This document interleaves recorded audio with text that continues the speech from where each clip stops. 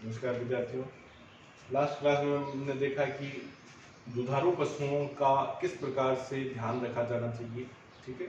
और दूध के निर्माण के बारे में हमने देखा कि अडर की संरचना के बारे में देखा कि अडर के अंदर कहाँ दूध उत्पादन कहाँ होता है। अडर के अंदर जो कोशिकाएं होती हैं, एल्वियोलाई की जो कोशिकाएं होती हैं, उपकला कोशिकाएं, और उपकला कोशिकाएं वो दूध का स्रावण करती रहती हैं।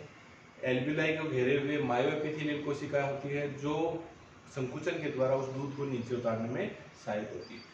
जो मायोएपिथेलियल कोशिकाएं हैं ये ऑक्सीटोसिन हार्मोन के प्रभाव से इसमें संकुचन होता है।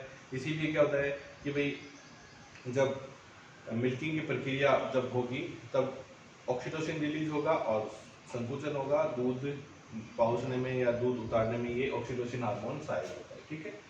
अब हम थोड़ा सा ये देख लेते हैं कि दूध की संरचना क्या है। तो दूध को एक आदर्श भोजन के रूप में माना गया है, एक आइडियल फीड है दूध, ठीक है। आदर्श भोजन से तात्पर्य क्या है कि इसके अंदर जो लगभग सभी पोषक तत्व इसमें उपस्थित होते हैं। इसीलिए इसको क्या है कि आइडियल फीड इसको माना जाता है, आइडियल फूड इसको माना जाता है, आदर्श भोजन के रूप में इसको ग्रहण किया जाता है कि सिर्फ दूध ग्रहण करके और उससे सभी पोषक तत्वों की लगभग पूर्ति की जा सकती है, ठीक है। अब दूध में देखें हम क्या क्या इसके कॉन्स्टिट्यूएंट है, इसके संगठन के बारे में हम चर्चा करेंगे। दूध के अंदर क्या क्या चीजें हैं। तो दूध के अंदर जो हम गाय के दूध की बात करें तो लगभग 86-87% तो क्या है, पानी है इसके अंदर, ठीक है। पानी के अलावा जो तत्व हैं, जो ठोस तत्व हैं, उनको हम सारे ठोस तत्व हैं यानी टोटल सॉलिड यानी ठोस तत्व है सारे मिला के। अब ये ठोस तत्व में क्या क्या चीजें होती हैं इनके अंदर, ये इंपॉर्टेंटली हम देखते हैं। टोटल सॉलिड के अंदर एक तो इसके अंदर होती है फैट, और टोटल सॉलिड को दो भागों में बांट गया है, फैट और दूसरी चीज है SNF, यानी ऐसे सॉलिड जो फैट नहीं है, solid not fat. Total solid को हम दो भागों में बांट रहे हैं, तो देखो फैट और एक है SNF। फैट और SNF, फैट का मतलब है वसा या वसा से जुड़े हुए जितने भी और अवयव हैं उनको हम फैट के अंदर इंक्लूड करते हैं, और वसा के अतिरिक्त जो भी अवयव हैं, जो उसकी मिल्क शुगर है, मिल्क की प्रोटीन है, मिल्क के मिनरल्स हैं, उसके अदर कॉन्स्टिट्यूएंट्स हैं, वो किसके अंतर्गत आते हैं, सारे के सारे SNF। यानी फैट होगी और फैट के अतिरिक्त जो सॉलिड्स हैं यानी सॉलिड नॉट फैट, जिनमें फैट नहीं है, ऐसे सॉलिड SNF कहलाते हैं, ठीक है। तो फैट के अंतर्गत क्या है, इसके अंदर ट्रू फैट्स यानी जो ग्लिसराइड्स हैं, फैटी ग्लिसराइड्स,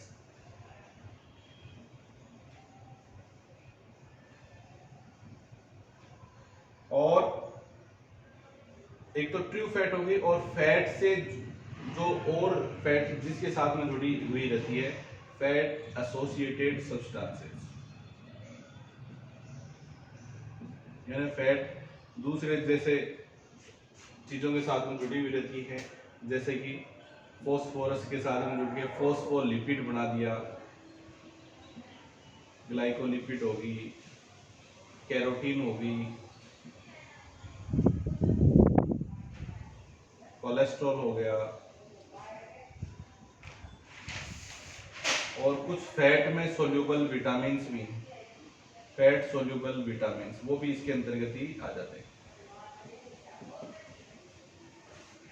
ये जो सारे के सारे सब्सटेंस हैं उन सबको हम मिला के किस में इंक्लूड कर देते हैं, फैट के अंदर, ठीक है। फैट में ट्रू फैट तो सम्मिलित है ही है, साथ ही साथ फैट से जुड़े हुए जो अदर सब्सटेंसेज हैं वो भी इसके अंतर्गत सम्मिलित होते हैं। फैट से जुड़े हुए अदर जो सब्सटेंसेज हैं जैसे phospholipid, carotene, cholesterol, fat soluble जो विटामिन है, ये सारे इसके अंतर्गत जुड़े रहते हैं। अब हम देखें SNF, सॉलिड, ऐसे सॉलिड जो फैट नहीं है, फैट के अतिरिक्त जो सॉलिड्स है उसके अंदर हम देखें तो इसमें एक तो जो है मिल्क शुगर,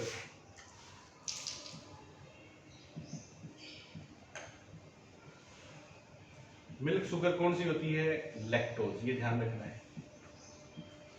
मिल्क शुगर कौन सी है? लैक्टोज होती है। लैक्टोज जो है एक जो डाइसेकेराइड है और इसके अंदर एक तो ग्लूकोज का अणु होता है और एक गैलेक्टोज का अणु होता है। डाइसेकेराइड है, मिल्क शुगर है। इसके अलावा हम देखें जो नाइट्रोजनस सब्सटेंसेस यानी प्रोटीन या और जो सब्सटेंसेस हैं जिनके अंदर नाइट्रोजन होती है, ये नाइट्रोजनस सब्सटेंसेस देखें तो नाइट्रोजन सब्सटेंसेस में मुख्य तत्व क्या है इसकी? प्रोटीन। और दूसरे जो है एनपीएन यानी ऐसे नॉन प्रोटीनस नाइट्रोजनस सब्सटेंसेस। तो प्रोटीन कौन कौन सी है? प्रोटीन इंपॉर्टेंट है इसकी लैक्ट एल्बुमिन,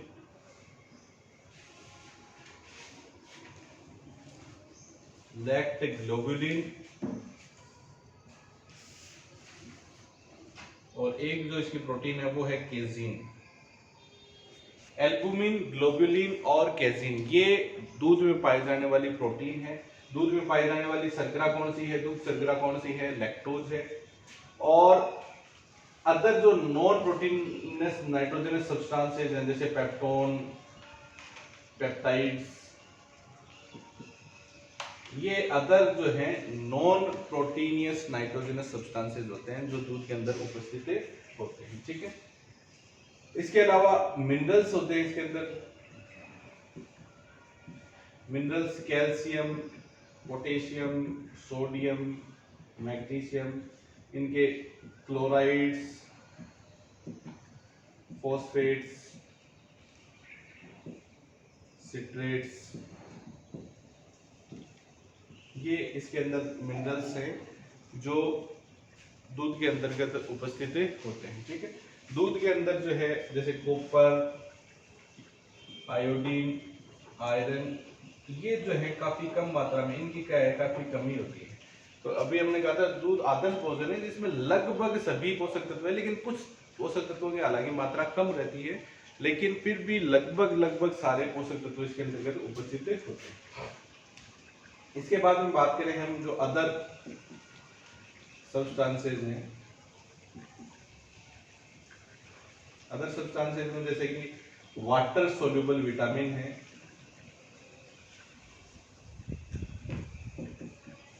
वाटर सोल्यूबल विटामिन कौन कौन से हैं? विटामिन बी और विटामिन सी। और इसके अलावा जो इसमें घुली हुई जो गैसेज हैं, डिसॉल्व्ड गैसेज,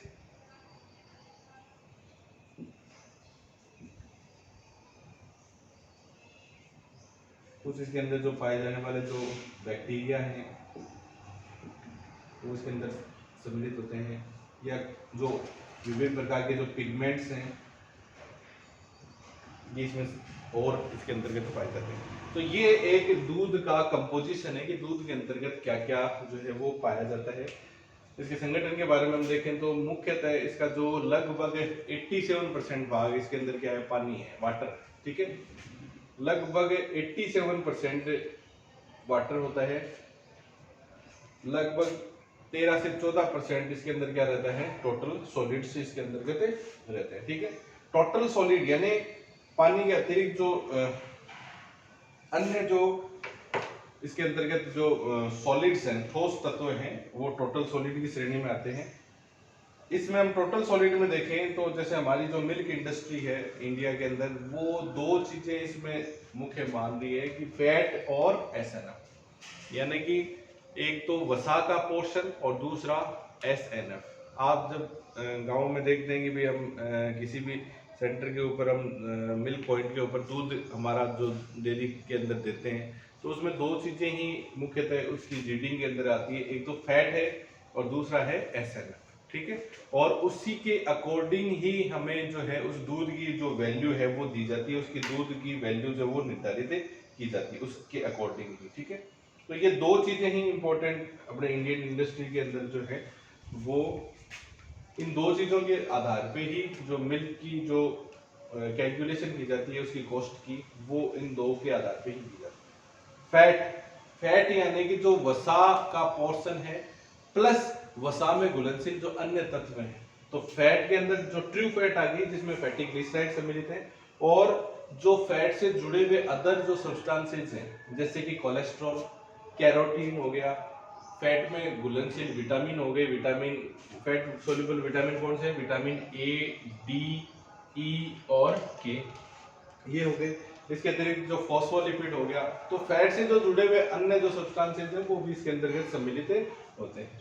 दूसरा हमने देखा SNF, सॉलिड, ऐसे सॉलिड्स जो फैट नहीं है, सॉलिड नॉट फैट, SNF की फुल फॉर्म क्या है? Solid not fat. इसके अंतर्गत फैट के अतिरिक्त जो अदर सब्सटेंसेस हैं जैसे कि कार्ब्स हैं, यानी जो मिल्क की जो शुगर है, दूध शर्करा है, वो सम्मिलित है। दूध के प्रोटीन है, दूध के मिनरल्स हैं, देन अदर सब्सटेंसेस, ये इसके अंदर SNF में सम्मिलित होते हैं। तो दूध की जो पहले हम बात करें, दूध शर्करा इसमें सम्मिलित है। दूध शर्करा कौन सी होती है? लैक्टोज। ये ध्यान रखना है, दूध में पाई जाने वाली शर्करा कौन सी है? लैक्टोज होती है, ठीक है। नाइट्रोजनस सब्सटेंसेस, यानी ऐसे सब्सटेंसेस जिनमें नाइट्रोजन है, और हम देखते हैं कि भाई पोषक तत्वों में कौन से पोषक तत्वों में नाइट्रोजन रहती है, किसके अंतर्गत होती है? प्रोटीन के अंतर्गत। तो प्रोटीन इसमें सम्मिलित है। प्रोटीन कौन कौन सी होती है दूध के अंदर? एल्बुमिन, ग्लोबुलिन और केजिन। यहाँ पे हमने लेक्ट एल्बुमिन, क्योंकि लेक्ट का मतलब है, लेक्ट का मतलब क्या होता है? मिल्क से है, तो मिल्क की शुगर को हम लेक्ट एल्बुमिन नाम देते हैं। लेक्ट एल्बुमिन, लेक्ट ग्लोबुलिन और कैजिन, ये इसकी दूध की प्रोटीन है।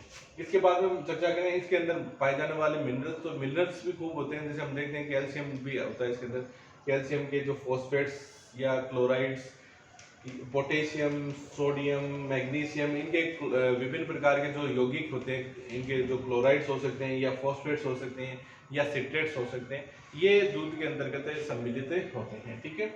दूध में कुछ जो पोषक तत्व हैं, जैसे कि हम बात करें मिनरल्स की, कुछ की, जैसे आयरन हो गया, कॉपर, आयोडीन, इनकी मात्रा बहुत ही सूक्ष्म मात्रा में पाए जाते हैं, बहुत इनकी कमी इनके अंदर होती है, ठीक है। और दूसरे और अदर सब्सटेंसेस जैसे कि वाटर में घुलनशील जो विटामिन हो गए, जैसे विटामिन बी, के, इसके अतिरिक्त दूध के अंदर घुली हुई कुछ गैसेज होती हैं, दूध के अंदर कुछ बैक्टीरिया भी होते हैं, ठीक है। इसके अलावा दूध के जो पिगमेंट्स होते हैं, ये सब अदर सब्सटेंसेस में हम इंक्लूड करते हैं, ठीक है। तो ये एक दूध का संगठन है जो हमने दुधारू पशुओं से ये उत्पादन हमने प्राप्त किया है दूध का।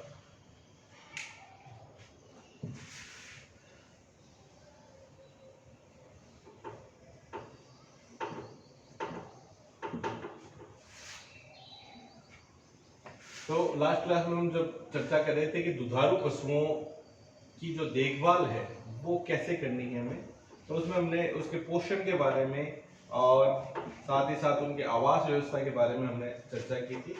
अब जो एक इम्पोर्टेंट काम है दुधारू पशुओं का, वो होता है दुग्ध दोहन, दूध निकालना। तो दुधारू पशु जो है उनके लिए एक ये इम्पोर्टेंट कार्य है दुग्ध दोहन, मिल्किंग। तो दूध देने वाले पशु हैं उनके लिए सुबह शाम ये कार्य बहुत इंपॉर्टेंट है, उनका दूध निकालना सबसे इम्पोर्टेंट कार्य है, ठीक है। यदि आपने सही समय पे नहीं निकाला तो उनकी दुग्ध उत्पादन क्षमता पे काफ़ी प्रतिकूल प्रभाव पड़ता है, या तो उनकी दुग्ध उत्पादन क्षमता घट सकती है, या कई बार क्या होता है कि मैस्टाइटिस जैसी समस्या जो है वो पैदा हो सकती है, ठीक है। तो दुग्ध दोहन किस प्रकार से हमें करना चाहिए और दुग्ध दोहन के लिए क्या क्या बातें हमें ध्यान में रखनी चाहिए, तो पहले हम देखते हैं इस दुग्ध दोहन की प्रक्रिया को कैसे हम पूर्ण करते हैं। इस प्रक्रिया को करने के किस प्रकार के जो तरीके होते हैं उनके बारे में हम चर्चा करते हैं। तो दूध निकालने के मुख्यतः दो तरीके हैं। कितने तरीके हैं? दो तरीके। या तो हाथ द्वारा दूध निकालना, हाथ द्वारा मिल्किंग, दूध निकालना, ठीक है। और दूसरा है मशीन मिल्किंग, मशीन द्वारा दूध दोहन, ठीक है। तो ये इसके दो तरीके, हैंड मिल्किंग हो गया या मशीन मिल्किंग, यानी हाथ द्वारा निकालना दूध या मशीन द्वारा दूध निकालना, दो तरीके से अंतर्गत सम्मिलित होते हैं, ठीक है। यदि पशुओं की संख्या कम है तब हम क्या है, हैंड मिल्किंग का चुनाव कर सकते हैं। पशुओं की संख्या 10 या 20 से कम होती है तब हम हैंड मिल्किंग कर सकते हैं। लेकिन यदि 20 से अबव है, ज़्यादा है पशुओं की संख्या, तब हमें क्या है कि मशीन मिल्किंग से दूध निकाल लेना चाहिए, ठीक है।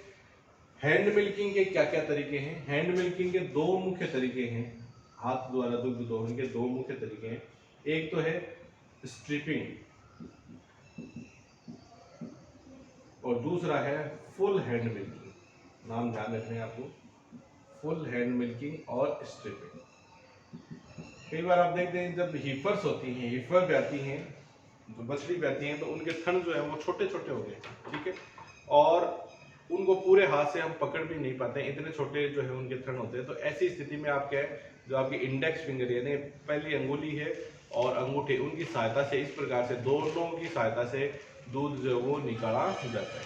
क्योंकि उनमें क्या होता है, थन को पूरे हाथ से, फुल हैंड से पकड़ने की उनके अंदर लंबाई नहीं होती है, इसलिए उनको सिर्फ इंडेक्स फिंगर और अंगूठे की सहायता से इस प्रकार से पकड़ के निकाला जाता है। तो ये स्ट्रिपिंग मेथड कहलाता है।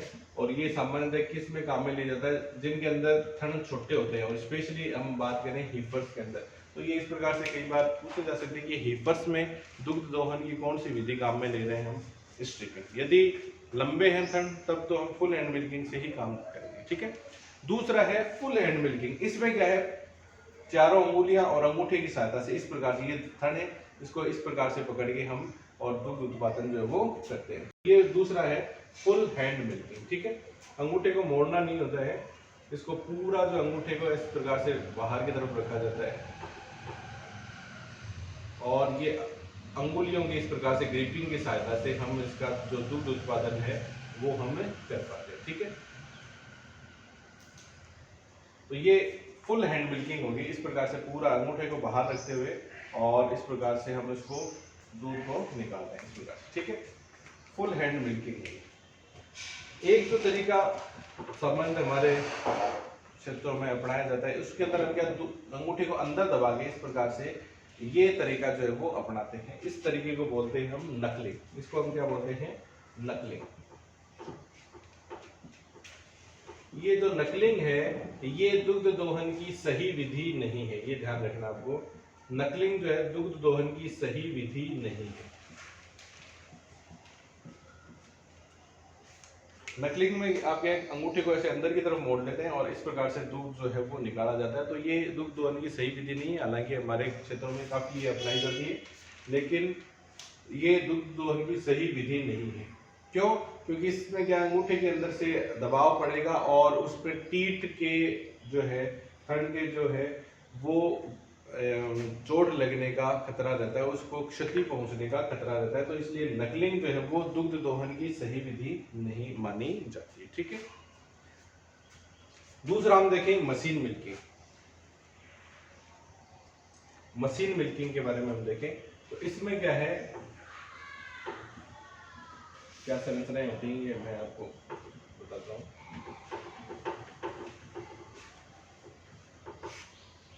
ये जो है निर्वात के आधार सिद्धांत पर कार्य करती है, ठीक है। और इस प्रकार से ये मान लो इसका एक कैन है जिसमें दूध को इकट्ठा होना है, ठीक है। इस कैन के ऊपर ये लिड लगी रहती है, यहाँ पे दो पाइप जो है वो जुड़े हुए रहते हैं इस प्रकार से।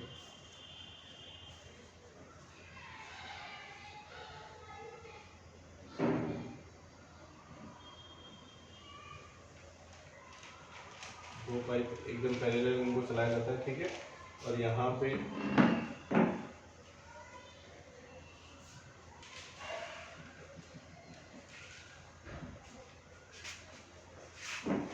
ये पाइप आगे एक कप नुमा संरचना में आके जुड़ते हैं, जिसको हम बोलते हैं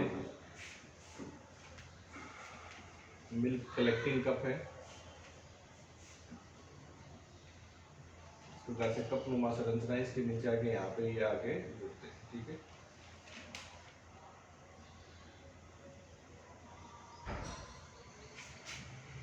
इस कप नुमा संरचना से चार इस प्रकार से टीट कप्स जुड़े रहते हैं। ये संरचना इस प्रकार से लंबे लंबे ऐसे संरचनाएं होती है।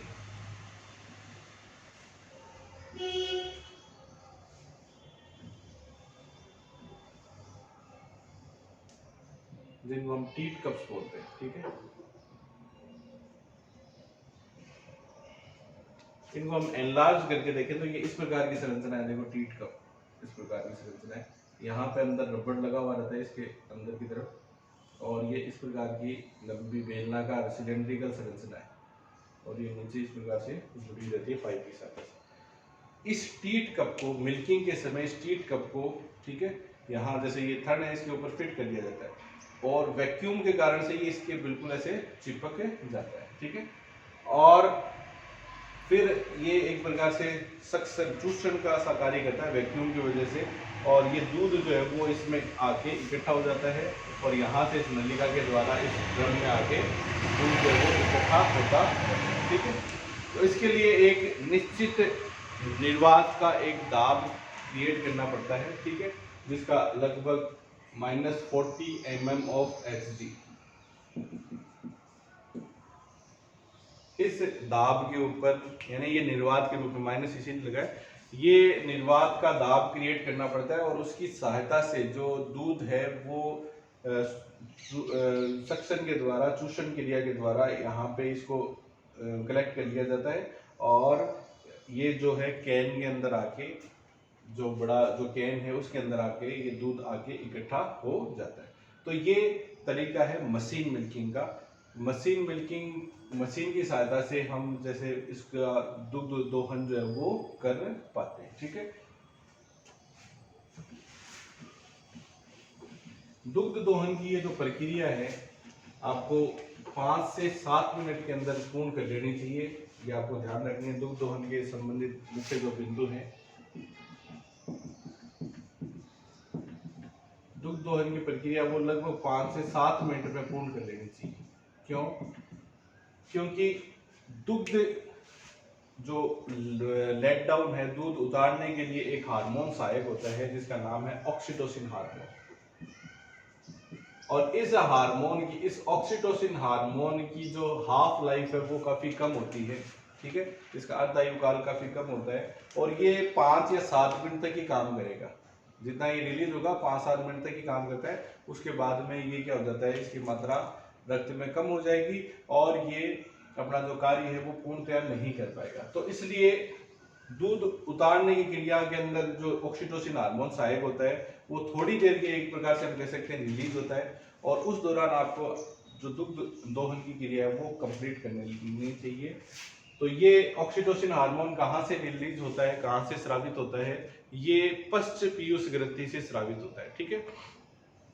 तो जो क्रियाएं होती हैं, जैसे हम दुधारू पशुओं में देखें, जैसे या तो हम बछड़ा साथ में रखते हैं तो बछड़े की सकलिंग, बछड़ा जो है सकलिंग करता है, ठीक है, थन जो है वो सकलिंग करता है उस क्रिया के द्वारा, ठीक है।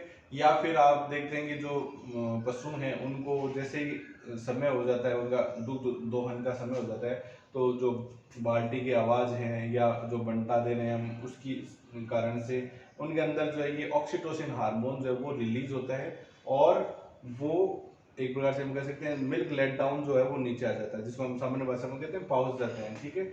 और उसके पश्चात 5 से 7 मिनट के अंतर्गत ही हमें दुग्ध दोहन की क्रिया पूर्ण कर लेनी चाहिए, क्योंकि इस दौरान यदि आपने कंप्लीट मिल्किंग नहीं की है तो ऑक्सीटोसिन का लेवल धीरे धीरे कम होता जाएगा और दूध जो है वो नीचे उतरना कम हो जाएगा, ठीक है। तो ये एक मुख्य बिंदु ध्यान रखना है कि आपको 5 से 7 मिनट के अंदर दूध दोहन की क्रिया जो है वो कर लेनी चाहिए, कंप्लीट कर लेनी चाहिए, ठीक है। इसके बाद में हम देखते हैं कि जो दुग्ध उत्पादन है वो हमेशा स्वच्छ होना चाहिए। दूध जो है हम कलेक्ट करें, जिस दूध का उत्पादन हम कर रहे हैं, पशुओं से एकत्रित कर रहे हैं, वो दूध जो है हमेशा स्वच्छ होना चाहिए, क्योंकि स्वच्छ साफ दूध होगा जो खाने योग्य होगा, उसी की कोई एक कॉस्ट होती है, ठीक है। अगर मान लो जो दूध है वो हमने कलेक्ट किया, उसको जो खराब पात्र के अंदर रख दिया या बीमार पशु का, मेस्टाइटिस वाले पशु का जो दूध उत्पादन ले लिया, ये हम जैसे ही गर्म करेंगे वो क्या हो जाएगा, फट जाएगा, ठीक है। तो उसकी कॉस्ट क्या हो जाएगी, बिल्कुल जीरो है। तो हमेशा हमारा मुख्य उद्देश्य ये होना चाहिए कि स्वच्छ और साफ दुग्ध उत्पादन करना चाहिए, ठीक है। तो इसके लिए क्या क्या जो प्री रिक्विजिट होते हैं उसके बारे में हम चर्चा करेंगे नेक्स्ट क्लास के अंदर कि स्वच्छ दुग्ध उत्पादन के क्या क्या उद्देश्य होने चाहिए, ठीक है। धन्यवाद दोस्तों।